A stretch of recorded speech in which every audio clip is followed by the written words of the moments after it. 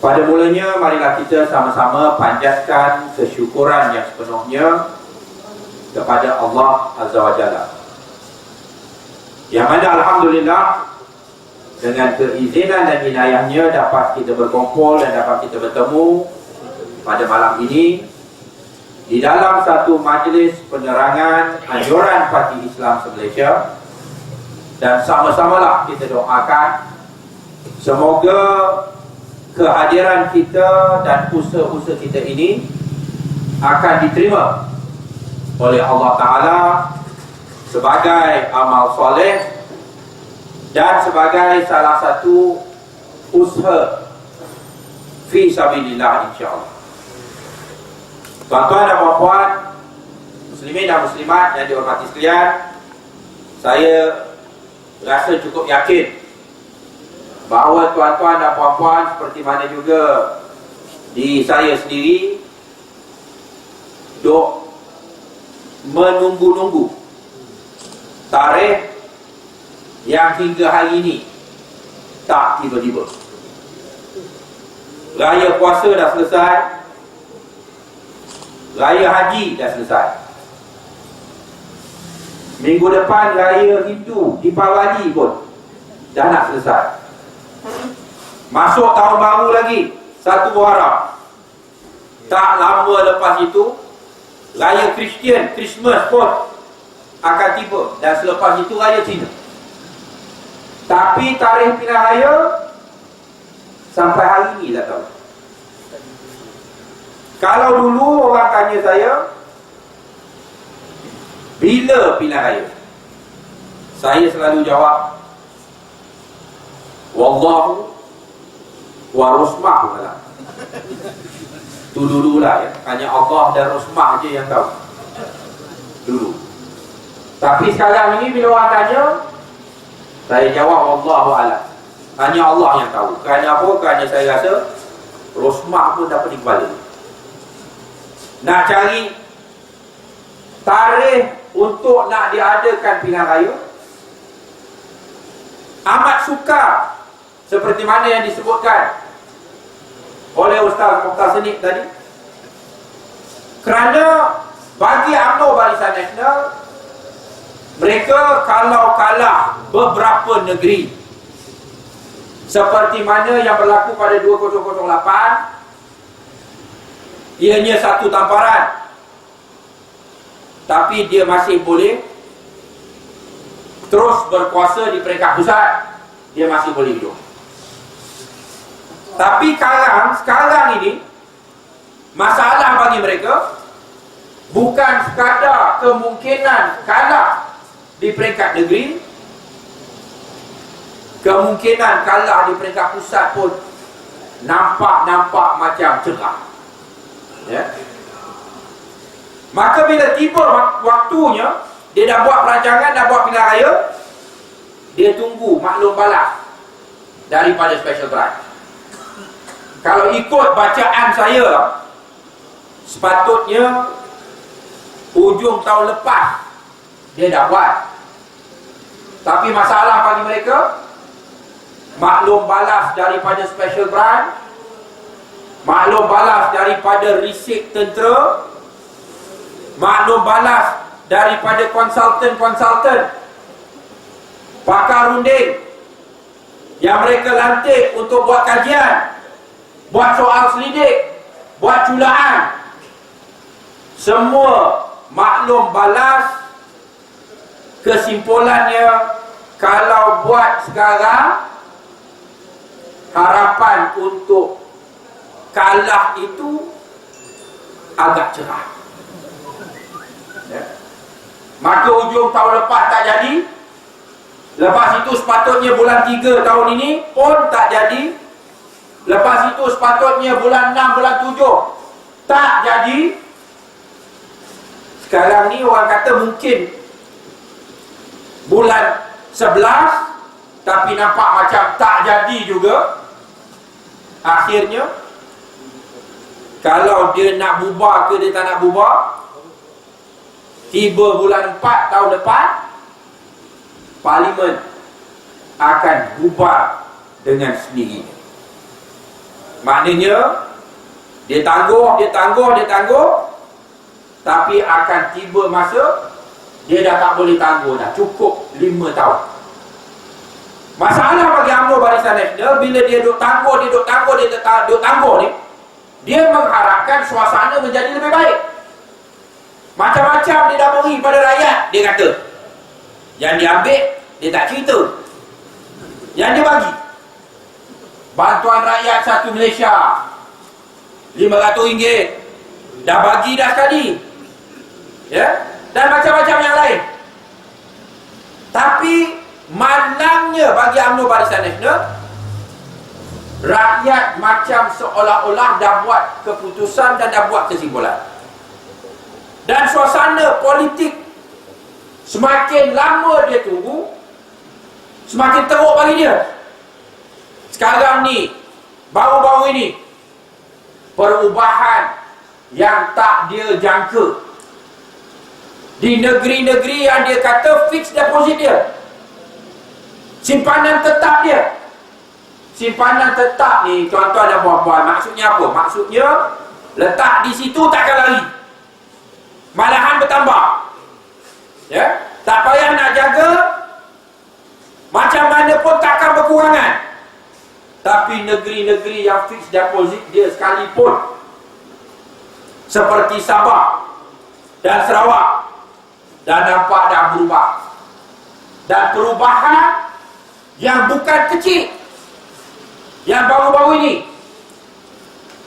Timbalan Menteri yang bernama Datuk Lajim bin Ukin daripada Sabah, dia Timbalan Menteri, dia letak jawatan. Timbalan Menteri Barisan Nasional letak jawatan, dan dia keluar daripada Barisan Nasional, dia jadi bebas. Jangan kita anggap Datuk Lajim bin Ukin ni macam Zulkifli Nordin. Zulkifli Nordin, dia lompat keluar daripada Pakatan Rakyat, keluar daripada PKR, kerana dia tak dapatkan hapuan. Dia tak ada pengikut, tak ada penyokong, dia tak ada pengaruh. Kalau dia bertanding, dia akan kalah. UMNO Barisan Nasional pun mungkin takkan gunakan dia sebagai calon. Tapi Datuk Lajim Ukin ni, dia letak jawatan sebagai Timbalan Menteri. Bila dia lompat daripada Barisan Nasional jadi bebas, bukan dia dapat apa-apa, dia tak dapat apa-apa hapuan, jawatan hilang. Tetapi dia mempunyai pengaruh dan ikutan. Malahan saya telah pergi ke Sabah sebelum Raya Korban, ya, mungkin dalam sebulan yang lepas, pergi ke Sabah dalam program anjuran PAS Sabah yang dibuat di rumahnya. Kawasan rumahnya 5,000 orang boleh masuk, ya? Dan saya diberitahu dia merupakan ketua kepada satu kaum dekat Sabah ni. Saya pun lupalah nama kaum tu, ya? Pasal dekat sini kita tak ada, ya? Tapi kaum ini dia ketua. Maka bila dia lompat dan dia bersama dengan Pakatan Rakyat, bererti bahawa seluruh anggota kaum itu, suku kaum itu akan bersama dengan Datuk Lajim bin Ukin. Dan inilah yang merupakan masalah besar bagi UMNO Barisan Nasional, kerana dia pun dah nampak negeri-negeri simpanan tetap pun dah tak ada, ya.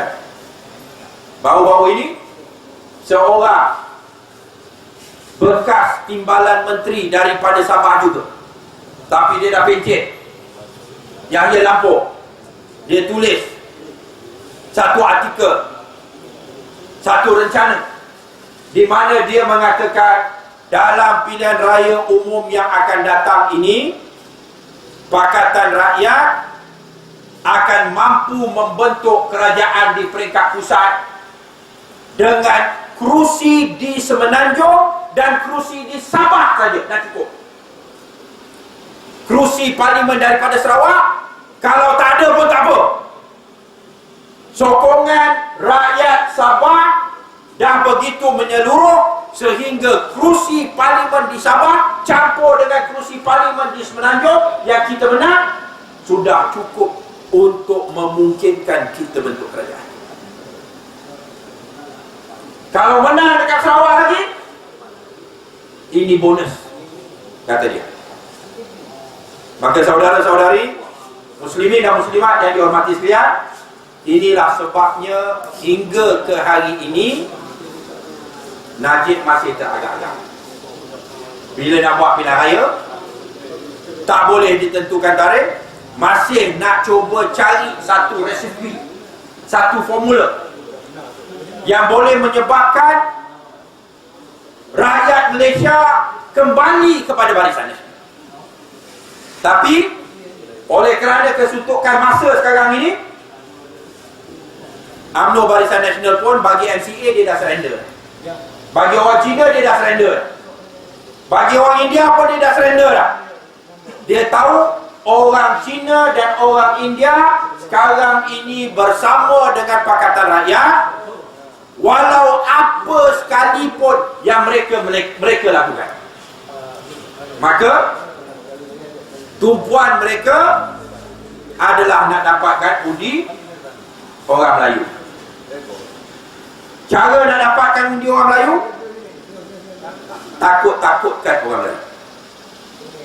Maka fitnah, tobahan terhadap Pakatan Rakyat semakin menjadi-jadi. Di antaranya apa?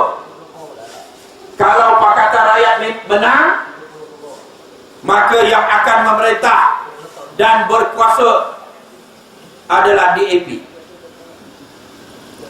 Dan bila DAP yang berkuasa dan memerintah, DAP akan jadikan negara ini sebuah negara Kristian. Ada yang menghebahkan, kononnya apabila calon-calon DAP menang dekat Sarawak, ada satu majlis kesyukuran di mana orang-orang DAP berdoa dipimpin oleh padri, semoga negeri Malaysia, negara Malaysia ini akan menjadi negara Kristian. Saya tanya pada pimpinan DAP, dia kata, YB, DAP ni bukan macam PAS. PAS ni parti Islam, perlembagaannya jelas menyatakan dasar perjuangan PAS adalah Islam. DAP ni bukan parti yang mendukung agama tertentu. Ahlinya orang Hindu ada, orang Kristian ada, orang Buddha ada, orang Konfusi ada. Dan seperti mana YB tahu, dia cakap dengan saya, Karpal Singh berpegang teguh kepada fahaman sekular, iaitu soal politik dengan agama tak boleh campur. Dia menentang negara Islam dulu oleh kerana dia berpegang kepada fahaman sekular. Maka kalau dia kata agama tak boleh campur dengan politik, mana mungkin dia akan sokong negara Kristian? Ya. Lagipun kita pun tahu Karpal Singh pun bukan Kristian. Maka tuduhan-tuduhan ini semua tidak munasabah. Dia kata tidak ada dalam majlis-majlis DAP macam majlis PAS baca doa, tak ada. Kerana nak baca doa macam mana? Orang Kristian ada, orang Hindu ada, orang Buddha ada. Nak baca macam mana? Lain dengan PAS. PAS atas nama Parti Islam, maka ianya merupakan amalan setiap majlis ada baca doa, ditutup dengan tasbih kafarah, suratul as dan sebagainya. Tapi DAP tidak. Ini satu. Nombor dua, mana mungkin DAP nak berkuasa seorang diri?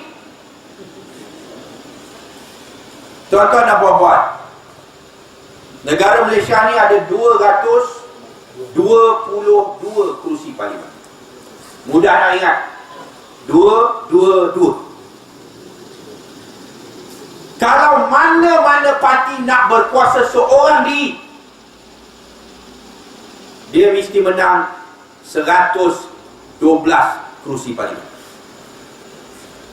Daripada 222, separuh adalah 111. Nak majoriti mudah kena menang 112. Baru ada majoriti. Dia cakap dengan saya, macam mana DAP nak menang 112 kerusi, sedangkan DAP hanya bertanding 48? Boleh ke? Bertanding 48 kerusi menang 112? Itu silap mata yang hebat macam mana saya tak tahu. Maknanya kalau dia bertanding 48 kerusi sahaja, seperti mana pada 2008, mungkin pada 2013 ni ada tambah sikit.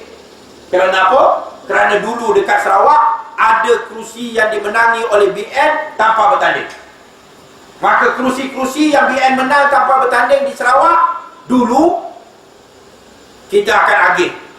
Sebahagian pergi pada PAS, sebahagian pergi pada PKR, sebahagian pergi kepada DAP. Dulu dia bertanding 48, mungkin kali ini dia bertanding 52 ataupun 54. Kalau dia menang semua dia menang,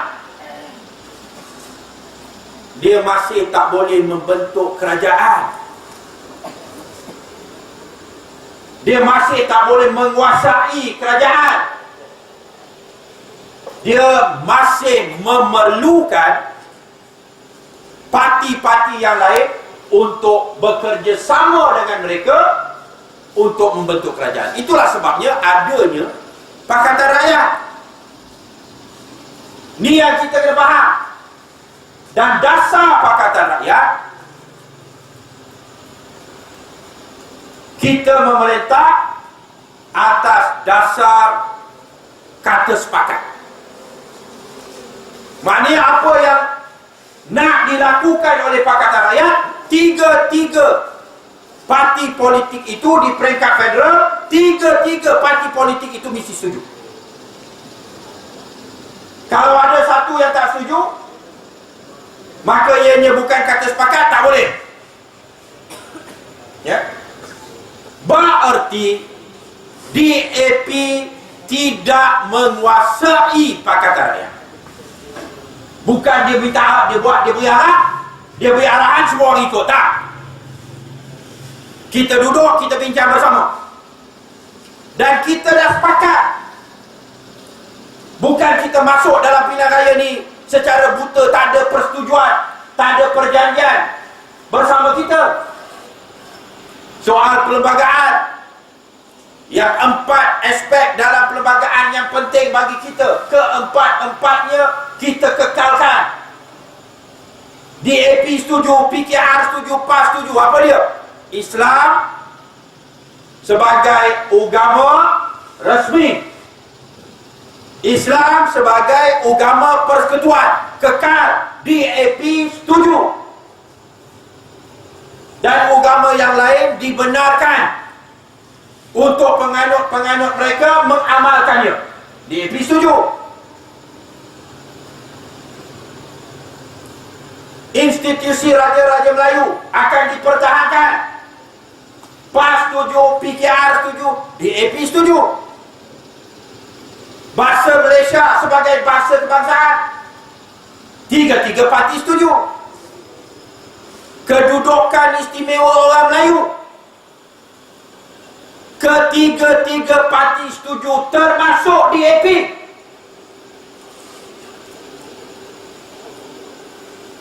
Sambil itu, dasar-dasar pemerintahan yang terkandung dalam buku jingga, kita dah setuju. Apa dia? Kita nak mansuhkan tol, kita nak turunkan harga minyak, kita nak tentukan tidak ada rasuah dan penyelewengan, kita nakkan sebuah kerajaan yang telus, yang berkebajikan, yang amanah, yang mengutamakan rakyat. Semua ni kita akan bekerja sama ke arah menjadikannya satu kenyataan dan realiti. Maka persoalan katakan yang di mana dikatakan PAS ni gadai prinsip lah apa ni, semua bohong. Yang dikatakan DAP ni menguasai, dia buat ikut suka dia, semua bohong. Ya? Tapi ianya diulangi berulang-ulang kali dalam media oleh UMNO, oleh Barisan Nasional. Tujuannya apa? Supaya orang Melayu kita ni, khususnya lah orang Melayu kita ni, walaupun nampak UMNO ni jahat, dia akan tetap sokong UMNO. Ya? Kerana apa? Sesuai dengan kata-kata Tun Dr. Mahathir. Tadi Ustaz Mokhtar Senik pun sebut Dr. Mahathir, saya pun sebut Dr. Mahathir. Dr. Mahathir, kalau orang-orang silap ingat kita ni peminat pula Dr. Mahathir. Ya? Apa yang dikata oleh Dr. Mahathir? Dia ambil pepatah bahasa Inggeris. Ni yang orang Melayu, dia suruh orang Melayu pegang pada ni. The devil you know is better than the angel you don't. Ataupun syaitan yang dikenali adalah lebih baik daripada malaikat yang tak dikenali. Dalam arti kata yang lain, UMNO ni jahat. Itulah sebabnya dia kiaskan sebagai syaitan. Orang UMNO marah bila kita pakai ungkapan Dr. Mahathir ini. Dia marah. Dia kata orang Pakatan Rakyat, orang PAS ni dia tak faham bahasa kiasan. Bila Mahathir kata setan yang dikenali, taklah bererti UMNO tu syaitan. Ya? Betul lah tu. Tapi yang kamu kiaskan diri kamu sebagai syaitan, siapa suruh? Wartawan tanya dia, Dr. Mahathir, bila dia cakap begitu, wartawan tanya dia, Tun, siapa yang Tun maksudkan dengan syaitan yang dikenali? Mahathir jawab selamba je, Barisan Nasional lah. Dia sendiri yang cakap. Yang malaikat yang tak dikenali siapa? Pakatan Rakyat kan? Ya? Lalu yang kamu kiaskan diri kamu sebagai syaitan, kenapa? Kerana diakui UMNO ni jahat. Tapi mengikut pepatah itu, orang yang jahat, yang kamu kenali kejahatan dia, adalah lebih baik daripada orang yang kamu tak kenal, nampak macam malaikat tapi kamu tak kenal. Ya? Ni maksud pepatah tu. Saya tak nafi, ada hikmah, ada hikmahnya. Ya? Ni kan Datuk Tuan Ibrahim marah pula saya kan. Ya? Ada hikmahnya, tapi kena guna cara betul lah. Ni macam kalau kita ni bos dalam sebuah syarikat, kita ada pekerja, kita kenal pekerja ni, dia ni tak boleh percaya dengan duit. Kita kenal kejahatan dia. Kalau beri dia pegang duit, hilang. Lalu kita gunakan dia buat kerja lain. Jangan dia jaga duit. Ya. Ataupun kita tahu dia ni tak boleh kerja seorang. Kalau kerja seorang dia ponteng. Kalau kita beri dia tugas datang seorang-seorang tengah malam, buat ini buat itu, dia datang lepas tu dia ponteng. Gaji ambil. Orang macam ni kita jangan beri dia kerja seorang-seorang diri. Kita kenal dia punya kejahatan. Tu yang dikatakan setan yang dikenali tu.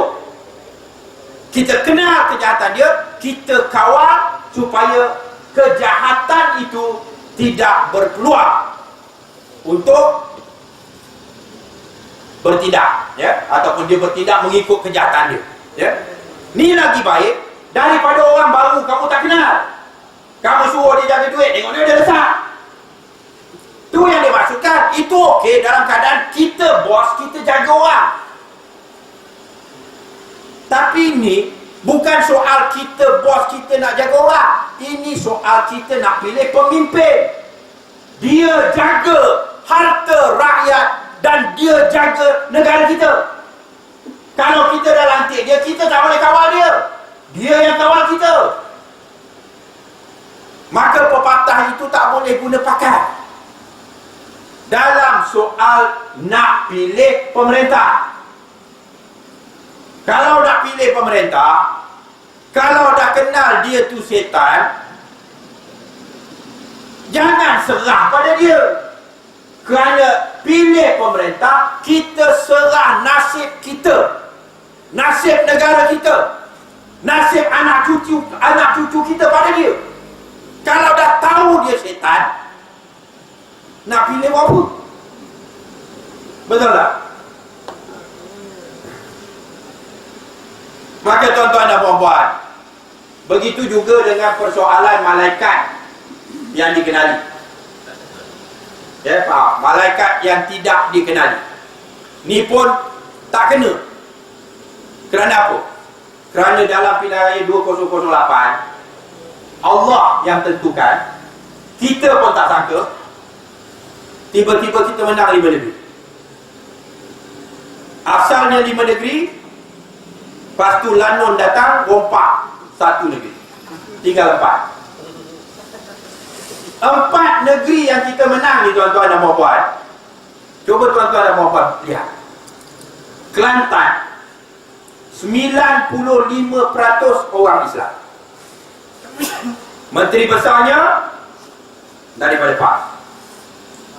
Kedah 67% orang Islam. PAS tak cukup kerusi untuk bentuk kerajaan sendiri, maka nak bentuk kerajaan, kerusi wakil rakyat daripada PKR dan DAP juga kita lantik bersama, kita bentuk kerajaan di negeri Kedah. 67% orang Islam, menteri besarnya daripada PAS. Selangor 53% orang Islam. 53% je Selangor ni. 53% orang Islam. PAS ada 8 kerusi dulu. Kawan baik saya bawa lari 1, tinggal 7. Ya? Tuan-tuan tahu lah kan? Datuk Dr. Hasan Haji, ya? Mantan kawan baik. PKR 15 kerusi, seorang lompat, tinggal 14. DAP 13 kerusi. Menteri besar daripada PKR. Pulau Pinang 40% orang Islam. PAS menang hanya 1 kerusi. Yang lain banyak dimenangi oleh DAP. DAP jadi sebagai ketua menteri. Allah tentukan kita menang 4 negeri. Kesemua 4 negeri ini berbeza. Berbeza. Lain daripada tahun 1999. 99 kita menang Kelantan dan Terengganu. Dua-dua negeri 90% ke atas orang Islam. Tapi sekarang ini kita menang 4 negeri. Semua negeri berbeza. daripada negeri yang 95% orang Islam sampai negeri yang 40% orang Islam. Menteri besar 2 daripada PAS, 1 daripada PKR, 1 daripada DAP. Di negeri yang mana orang Islam majoriti seperti Kelantan dan Kedah, orang Islam dan orang bukan Islam tak dizalimi.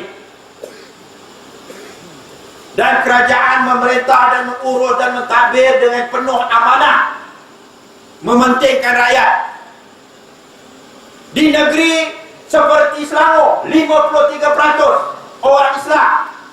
Menteri besar PKR, di situ juga orang Islam dan orang bukan Islam tidak dizalimi. Dan kerajaan di situ juga berusaha untuk memenuhkan amanahnya dengan sebaik mungkin. Di Pulau Pinang, 40% orang Islam. Ketua Menteri DAP, orang UMNO kecoh. Sekarang bawa Pakatan Rakyat Ketua Menteri orang Cina. Dulu bawa Wak Sukun, orang Jawa. Marah orang Jawa pula, Wak Sukun, ya, Ko Sukun, Cina juga, tapi tak jadi isu, ya. Tapi yang penting sekarang ini bawah DAP dekat Pulau Pinang, bawah Pakatan Rakyat, orang Islam, orang bukan Islam pun tak bisa. Maknanya rakyat boleh nilai. Pakatan Rakyat ni satu pakatan kerjasama yang boleh berfungsi dalam semua keadaan. Orang Islam majoriti macam Kelantan pun tak ada masalah. Orang Islam minoriti macam di Pulau Pinang pun tak ada masalah. Dekat Pulau Pinang tu tuan-tuan, Melayu UMNO buat demonstrasi tiap-tiap minggu. Kononnya Melayu dipinggirkan di Pulau Pinang. Orang Melayu dah tak ada dah tanah dekat Pulau Pinang. Tak ada tanah di Pulau Pinang daripada zaman BN dulu, ya. Tapi dia buat demo tiap-tiap minggu. Dan nak tunjuk hebatnya Melayu UMNO ni, ada satu peristiwa Melayu UMNO berikan kuih kepada Lim Guan Eng. Kuih kek yang bentuk tai. Ni perangai UMNO. Dia buat kuih bentuk macam tai, dia beri hadiah pada Lim Guan Eng. Malu kita sebagai orang Melayu bertindak atas nama orang Melayu, tapi buat perangai yang tak senonoh macam tu. Saya nak beritahulah pada tuan-tuan, ringkas, dia Pulau Pinang. Lim Guan Eng, dia jadi Ketua Menteri. Zaman Ko Sukun, Barisan Nasional. Lim Guan Eng, Pakatan Rakyat. Zaman Ko Sukun, bajet untuk pentadbiran Islam. Bajet yang diberikan kepada Jabatan Agama Islam Pulau Pinang Jahit 1 tahun 12 juta. 1 bulan 1 juta. Untuk nak bayar gaji jahit, pegawai-pegawai, ustaz-ustaz, nak beri keperluan masjid, surau di seluruh Pulau Pinang, 1 bulan 1 juta, 1 tahun 12 juta. Lim Guan Eng ambil alih. Tahun pertama, bajet untuk pentadbiran Islam Pulau Pinang dia naikkan 20 juta. Tahun kedua, dia naikkan 24 juta. Tahun ketiga, dia naikkan 32 juta. Dan tahun yang terakhir, dia naikkan sampai 64 juta. Tapi orang-orang UMNO ni, dia masih duk buat bisik kata DAP ni anti-Islam, DAP ni pinggirkan Islam, pinggirkan umat Islam. Sedangkan dia tahu hakikat yang sebenar. Tak cukup dengan itu. Lim Guan Eng ni dia turun ke sekolah-sekolah agama rakyat. Dia bertemu dengan model-model sekolah agama raya, tok guru, sekolah-sekolah pondok. Dia ziarah Mahat Tahfiz. Hasil daripada lawatan dia buat satu dasar yang bagus. Dia kata kerajaan Pulau Pinang akan memberikan hadiah kepada setiap seorang pelajar Mahat Tahfiz yang berjaya menghafal Al-Quran 30 juz. UMNO pun tak buat. Dekat Pahang ni UMNO memerintah, UMNO bagi. Mau dia bagi. Nak tutup ada. Dia bagi RM500. Mana-mana pelajar Mahat Tahfiz hafal Al-Quran, dia beri. Kerajaan Pulau Pinang beri hadiah RM500 sebagai dorongan. Ada wartawan Cina tanya dia, "Ya amat berhormat, kenapa kerajaan yang amat berhormat berikan duit RM500 ni bagi setiap seorang yang hafal Al-Quran 30 juz?" Lim Guan Eng jawab, bila orang Islam pegang pada Islam, mereka tak akan makan rasuah. Ni bukan kata-kata orang yang memusuhi Islam, ya. Ni kata-kata orang yang memahami. UMNO tak faham-faham lagi kekuatan orang Melayu yang akan menjadikan orang Melayu ni kaum yang ada akhlak, kaum yang akan cemerlang, ada di Islam. Dan bagi mereka, untuk nak majukan negara, dia nakkan orang Melayu jadi kaum yang cemerlang bersama dengan orang Cina, bersama dengan orang India. Kerana apa? Kerana dia nak negara Malaysia ini maju, dan dia faham kalau Melayu pun mundur, negara Malaysia pun akan turut mundur. Kalau India mundur, negara Malaysia ni pun akan turut mundur.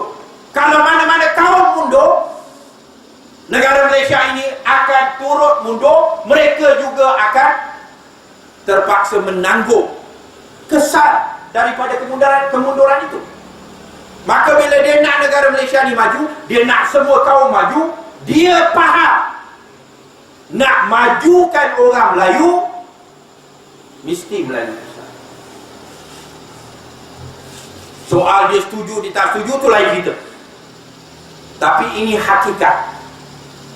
Itulah sebabnya bila wartawan tu cakap dengan dia jawab, bila orang Islam pegang pada Islam, tak makan rasuah. Sedangkan yang merosakkan negara kita sekarang ini ialah amalan rasuah yang telah menjadi sebagai satu budaya, penyakit, kanser parah yang merosakkan negara kita. Tuan-tuan dan puan-puan, muslimin dan muslimat yang dihormati sekalian, baru-baru ini maka ditimbulkan lagi isu yang lain. Isu kononnya Pakatan Rakyat merupakan parti yang membawa dasar yang liberal. Nak supaya orang Melayu ni semua murtad. Kononnya dalam satu forum yang diadakan di sebuah gereja, tajuk forum itu Negara Islam. Negara Islam. Tafsiran mana? Tafsiran siapa? Negara Islam. Tafsiran siapa? Tajuk forum buat di gereja. Ini bukan cakap pasal agama Nasrani kepada orang Melayu. Ni cakap pasal negara Islam, cakap pada orang Nasrani. Forum itu Kalau nak kata nak sebarkan fahaman Nasrani, sepatutnya tajuk forum itu adalah berhubung dengan Kristianiti. Fahaman agama Nasrani, fahaman agama Kristian. Tapi forum itu adalah mengenai negara Islam yang dengar orang Kristian. Ini bukan soal nak sebarkan fahaman Kristian. Ini soal nak jelaskan Islam kepada orang Kristian. Tapi surat khabar utusan Malaysia seperti biasa, dia spin. Dia putar balik. Program diadakan di gereja. Pula orang Melayu datang ke gereja. Tujuan forum itu, matlamat di sebalik forum itu, dia tak cerita. Orang Kristian nak dengar tentang negara Islam. Hebat tak hebat? Kesan daripada perjuangan yang dibawa oleh PAS, sampai orang Kristian jemput pimpinan daripada PAS. Yang hadir pada hari itu Dr. Mujahid Yusof Rawat, dan juga ahli panel yang lain daripada PKR, Nurul Izzat, cakap pasal negara Islam. Bila cakap pasal negara Islam, maka Nurul Izzat cerita tentang dasar kebebasan beragama yang diamalkan mengikut apa yang diajar oleh Al-Quran, iaitu la ikraha fid din. Dia ambil potongan ayat itu, tak ada paksaan dalam agama. Maka orang bukan Islam dan sebagainya jangan risau. Kalau ada negara Islam sekalipun, kita tidak akan paksa orang bukan Islam ni memeluk agama Islam. Ya, dia cerita semua yang benda yang baik-baik. Tiba-tiba ada seorang yang bangun tanya soalan. Dia kata kita suka dan kita setujulah dasar kebebasan agama ni. Yang Islam ni, dia hormat hak manusia untuk memilih ataupun untuk menganut agama pilihan masing-masing. Maka orang bukan Islam tidak akan dipaksa untuk memeluk agama Islam. Dia kata dia suka lah tu. Tapi dia tanya, bagaimana dengan orang Melayu? Dia kata, ni yang soalan yang sedikit sebanyak memerangkaplah Nurul Izzat. Kena cakap terus terang, ya, sedikit sebanyak memerangkap Nurul Izzat. Kalau dia nak kata orang Islam terpaksa menganut agama Islam, dia rasa itu akan merupakan satu kenyataan yang memburukkan Islam. Seolah-olah orang Islam ni pegang pada Islam oleh kerana terpaksa. Ya? Lalu dia kata, pada dasarnya soal manusia memilih agama sendiri itu adalah satu dasar yang diguna pakai untuk semua manusia. Kerana kalau agama ni dianuti atas dasar paksaan, tak ada nilai. Ya? Prinsipnya, kita beragama ni kita kena ikhlas atas dasar keyakinan. Ni yang disebut. Ya? Tetapi suasana sekarang di negara Malaysia memang kita akur dan kita akui, iaitu soal, walaupun tak disebut secara khusus, yang dia katakan suasana sekarang yang kita akur dan kita akui, iaitu undang-undang dan perlembagaan menyatakan orang Melayu tu beragama Islam, maka orang Melayu tak boleh memilih agama kerana dengan automatik orang Melayu ni agama Islam. Tapi agama mesti dianut atas dasar keyakinan. Ni yang disebut. Dia tak ada sebut kata dia nak orang Melayu murtad. Tak ada. Dia tak ada sebut kata dia nak bubarkan perlembagaan sekarang ini supaya orang Melayu ni boleh menganut apa saja agama yang diinginkan oleh mereka. Tak ada. Tapi dia berhadapan dengan dengan masyarakat yang bukan Islam, yang dia nak jelaskan bahawa sebenarnya walaupun ada undang-undang yang seperti itu, orang Islam menganut Islam atas dasar keyakinan dan pilihan mereka masing-masing. Bukan kerana Islam aku, bukan kerana terpaksa, bukan kerana undang-undang tak membenarkan mereka, ya. Kerana kalau kita cakap sebaliknya, akan memberikan gambaran seolah-olah orang Melayu ni beragama Islam kerana terpaksa. Nak cuba jelaskan itu, mungkin tak jelas, maka akhirnya kata-katanya keluar begitu, utusan Malaysia ambil kesempatan sampai putar belit, apa dia kata, Nurul Izzah nakkan orang Melayu semua jadi murtad. Zul Nordin, apa dia kata? Hancurlah Melayu. Bila diberikan kebebasan beragama pada orang Melayu ni semua akan keluar Islam. Seolah-olahnya macam tu, ya. Inilah yang dimain-mainkan dalam surat khabar. Sedangkan Nurul Izzah menjelaskan balik, bila dah timbul isu ini, dia kata, saya tidak pernah mengatakan perlembagaan perlu ditukar dan orang Islam boleh murtad.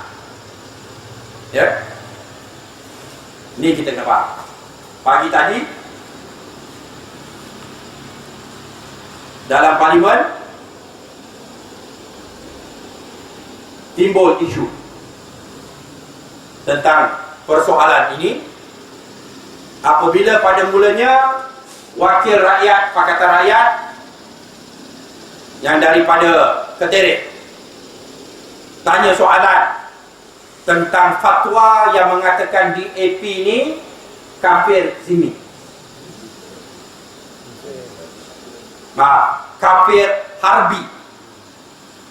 Ni yang dikeluarkan fatwa oleh Ustaz 2 juta. Dia keluarkan fatwa ni, dia dapat sumbangan 2 juta, ya, daripada Mahyudin untuk pondok dia. Yang pondok dia dengan isteri dia je dapat sumbangan 2 juta. Maka ada wakil rakyat daripada PKR Keterik, dia bangun, dia tanya, bagaimana dengan pandangan Jabatan Agama Islam JAKIM yang di bawah Jabatan Perdana Menteri tentang fatwa kafir harbi ini? Maka Menteri dalam Jabatan Perdana Menteri, Datuk Masita, dia bangun, dia jawab, orang bukan Islam yang tak terima kepimpinan Datuk Seri Najib mungkin boleh ditakrifkan sebagai kafir harbi. Pula tak pelik, perempuan yang sama ni, Datuk Masita ni, pernah dulu keluarkan fatwa wanita yang terdesak keputusan belanja boleh melacurkan diri. Fatwa ni dulu dia buat fatwa macam tu. Lalu dia keluarkan fatwa sekarang ni dalam parlimen, dia kata yang tak terima kepimpinan Datuk Seri Najib, orang bukan Islam yang tak terima Datuk Seri Najib sebagai pemimpin, dia menentang Islam, maka dia mungkin boleh ditakrifkan sebagai kafir harbi. Ni puak-puak ni dia main-main dia kan agama. Ya, dah hudud yang kita ulama-ulama usahakan keluarkan hudud, ya, draft enactment hudud dan sebagainya, dia boleh sepak ke tepi je dengan kata, oh ini hudud pas. Lepas tu dia beri lesen pula pada MCA, boleh pelekehkan kerana ini bukan hudud Islam, ni hudud pas. Maka Chua Soileh duk pelekehkan hudud atas sebab ini bukan hudud Islam, ni hudud pas. Mereka memain-mainkan agama, ya. Lalu bila timbul giliran untuk soalan tambahan, maka wakil rakyat daripada Seri Gading yang daripada UMNO, dia kata macam mana dengan apa yang dilakukan oleh Nurul Nizam yang memberikan laluan yang seluas-luasnya untuk orang Islam murtad. Datuk Ashita, dia kata mungkin kita boleh ambil tindakan ke atas dirinya kerana menghina Islam. Yang Zulkifli Nordin tu yang cakap kalau kita benarkan orang Islam ni tukar agama, maka hilanglah orang Islam, hilanglah orang Melayu. Ini menghina. Macam seolah-olah orang Melayu kita ni pegang pada Islam oleh kerana terpaksa. Macam menunggu kat tepi pintu nak keluar agama, tunggu orang buka pintu tu je, buka pintunya, pum, semua keluar. Ada seorang yang bukan Islam, dia tulis dalam blog, poin saya terakhir, dia kata ni pandangan orang bukan Islam. Kita faham tentang syariat, ya, dan kita faham bahawa soal murtad ini ada hukumannya dan sebagainya, tak apa. Tapi apa yang orang bukan Islam ni cakap? Dia kata, saya heran dengan negara Malaysia. Orang Melayu Islam ni macam, ataupun pemimpin UMNO Barisan Nasional ni macam tak yakin bahawa orang Melayu pegang pada Islam atas dasar kesedaran. Ya? Cuba lihat di Indonesia, tak ada undang-undang yang menghalang orang Islam keluar daripada Islam. Tak ada undang-undang yang seperti mana di Malaysia ni yang mengatakan Melayu Islam. Orang Indonesia boleh keluar, tapi tak ada pun orang Indonesia Islam yang keluar daripada Islam berbondong-bondong. Ni orang bukan Islam, dia komen. Pandangan dia nampak macam orang Melayu Malaysia ni macam pegang pada Islam tu oleh kerana ada undang-undang. Lepas tu tak yakin pula dengan pegangan kekuatan agama dia sendiri, ya? Sampai keluar kata-kata macam Zul Nordin, akan hilang Melayu, hancur Melayu. Kerana apa? Kerana orang Melayu ni semua menunggu peluang ni untuk nak keluar Islam. Astaghfirullahaladzim, ya? Inilah mainan politik yang langsung tak memikirkan soal izzah Islam itu sendiri, image Islam itu, ya? Apa yang kita nak, insya-Allah, seperti mana yang berlaku dekat Selangor ni, alhamdulillah. Saya kena beritahu pada tuan-tuan, poin saya yang terakhir, tadi dah terakhir, ni yang terakhir, ya? Bulan Ramadan kita buat sahur perdana dengan Menteri Besar. 6,000 orang yang hadir.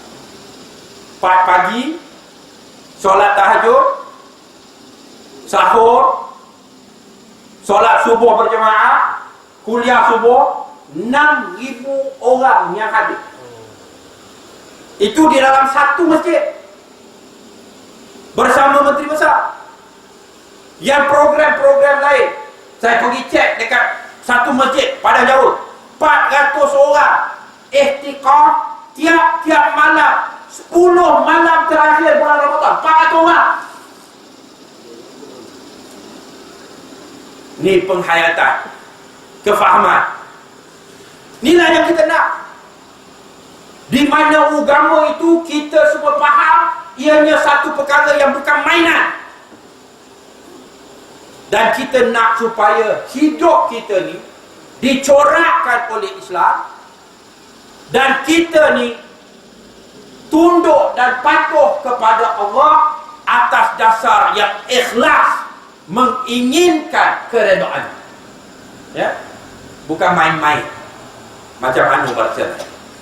Maka tuan-tuan dan puan-puan, oleh kerana masa pun tidak mengizinkan, ya, saya nak memesan, ya, pilihan raya umum yang akan datang,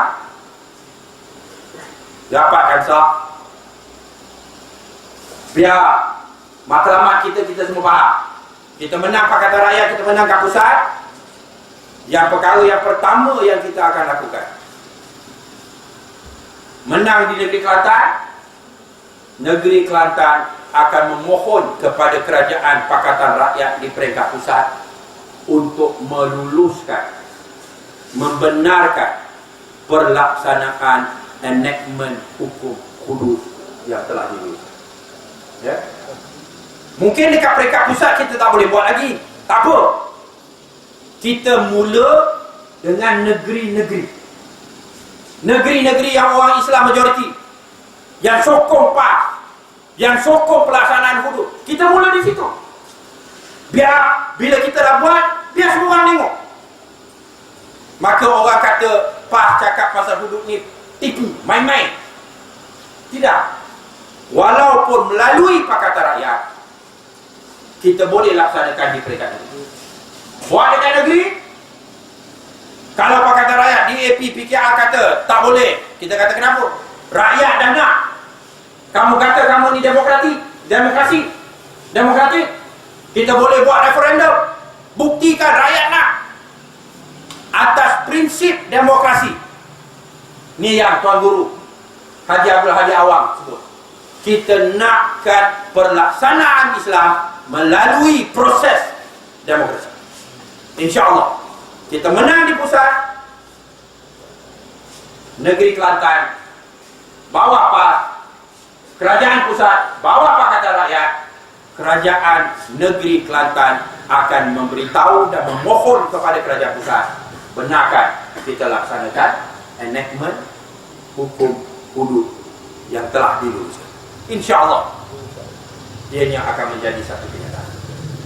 Wabillahi taufiq wal hidayah. Assalamualaikum warahmatullahi taala wabarakatuh. Takbir.